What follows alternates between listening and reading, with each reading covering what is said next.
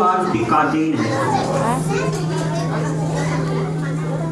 हम सब भाग्यशाली हैं, किस्मत वाले हैं जो ऐसे महापुरुषों के जन्मदिन को मना रहे हैं। धीरे धीरे डॉक्टर सर्वपल्ली राधाकृष्णन का जो जन्मोत्सव है हम मना रहे हैं बड़े धूमधाम से। बच्चों ने जो उत्साह दिखाया, जो प्रयास किया, जो उनका समर्पण था, त्याग था, उनकी अभिलाषा थी, वो सब गुणों से भरपूर होकर के ये कार्यक्रम हो रहा है। मैं भी अपने को भाग्यशाली समझता हूँ कि आज राधा कृष्णन के जन्मदिन पर केक काटा जा रहा है, लेकिन ये आधुनिक पद्धति है। राधा कृष्णन के जन्मदिन पर कोई केक नहीं काटा जाता था पहले। आज केक काट करके आधुनिक तरीके से वर्तमान युग के अनुसार ये कार्यक्रम हो रहा है। राधा कृष्णन का क्या उद्देश्य था, आप थोड़ा सा 2 मिनट बता देते हैं।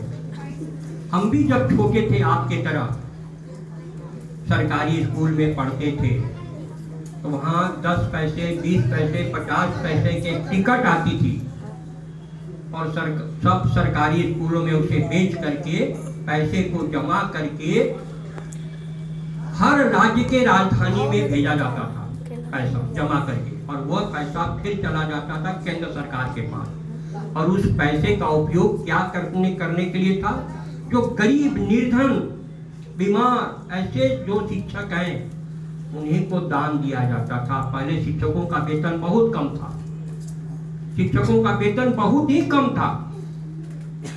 इतने कम वेतन में शिक्षक शिक्षा दे रहे थे, पढ़ा रहे थे। उनके बेटी बीमार हो जाने पर वो इलाज नहीं करा सकते थे, वो घर नहीं बना सकते थे, अपने बेटी का विवाह नहीं कर पाते थे, इतना गरीब होते थे शिक्षक। राधा कृष्णन पहले प्राध्यापक बने, शिक्षक बने, और उनके कुशग्र ज्ञान से उनके अंदर ज्ञान बहुत था और विचार भी था। ज्ञान के साथ साथ विचार, स्वभाव, ये एक प्रकार के चिंतनशील व्यक्ति थे, सोचते थे। तब जाकर के अपने जन्मदिन पर कहा, मैं राष्ट्रपति पद का जन्मदिन नहीं मनाऊंगा, मैं एक साधारण शिक्षक के रूप में मेरा जन्मदिन मनाया जाए। उसने आग्रह किया लोगों से कि मेरा जन्मदिन अगर मनाना है तो शिक्षक के रूप में मनाओ। उन्होंने ही दिया शिक्षक दिवस, और वह पैसा जमा करके गरीब शिक्षकों को जो अभाव थे, जिनकी आर्थिक स्थिति अच्छी नहीं थी, उनको दिया जाता था सहयोग के रूप में, कल्याण के रूप में। तो ये पैसा बड़ा कीमती था, पैसा बड़ा महत्व का था, और आज हम लोग उन्हीं की जयंती मनाते हैं। आप इनकी तस्वीर को देख रहे हैं, लेकिन इनके ज्ञान से विदेश के लोग भी हार मान जाते थे। इनके विद्या से और प्रेजेंट हाजिर जवाबी से, जैसे आप लोगों ने नाम सुना हुआ राजा के समय में, अकबर राजा के समय में बीरबल थे।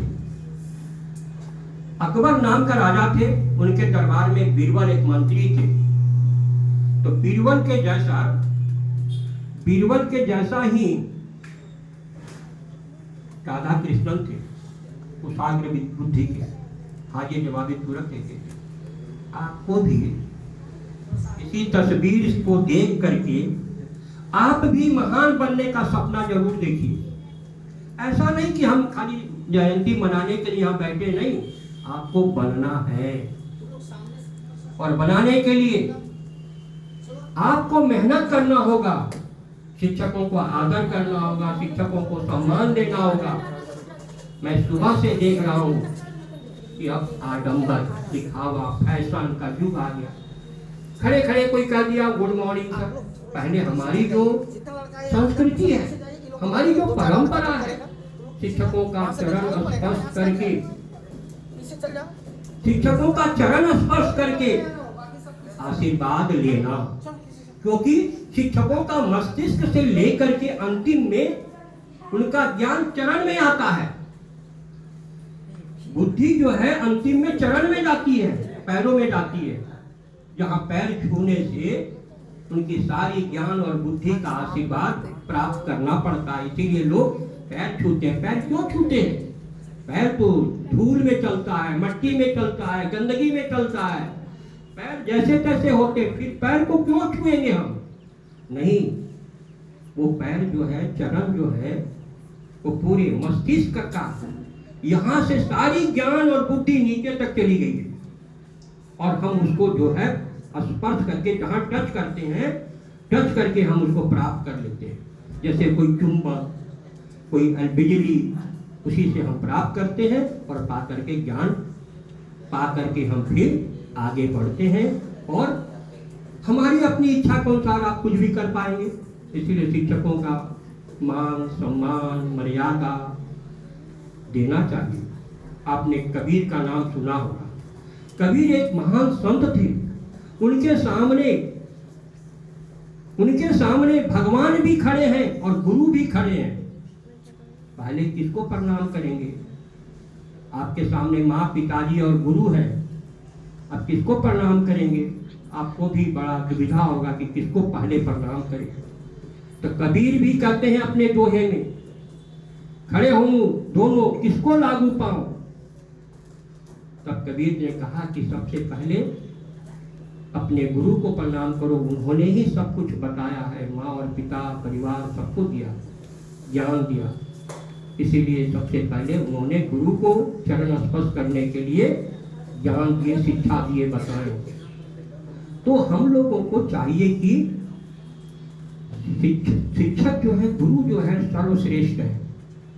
इस पृथ्वी का सर्वश्रेष्ठ सम्मान उनको मिलना चाहिए, आदर देना चाहिए। जो वास्तव में गुरु है, मैं गुरु की बात करता हूँ, जो वास्तव में गुरु है, जो आपके बारे में सोचते हैं कि मेरे विद्यार्थी कुछ आगे बढ़े। पहले के विद्यार्थी का नाम से आज मनाया जाता है शिक्षक दिवस। पहले भी थे, आरुणि नाम का लड़का था, आज भी इतिहास में है, अमर है। और एकलव्य भी था। ऐसे अनेकों लोग थे विद्यार्थी जो अपने शिक्षकों का आदर और सम्मान करके उन्होंने अपना इतिहास में नाम रच दिया। आपको भी पढ़ना है, करना है, केवल हम यहाँ पर केक काटेंगे, प्रसाद खाएंगे और फिर घर चले जाएंगे, ये नहीं। इनके ज्ञान के बारे में थोड़ा पढ़ो, किसी किताब में भी, सर से भी सुनो, जानो, और उनसे सीख करके हम भी देश के जैसा राष्ट्रपति बने, नहीं तो एक शिक्षक बने, एक डॉक्टर बने, और बन करके क्या करना है? देश की सेवा। हमें देश की सेवा करना है और देश को आगे बढ़ाना है।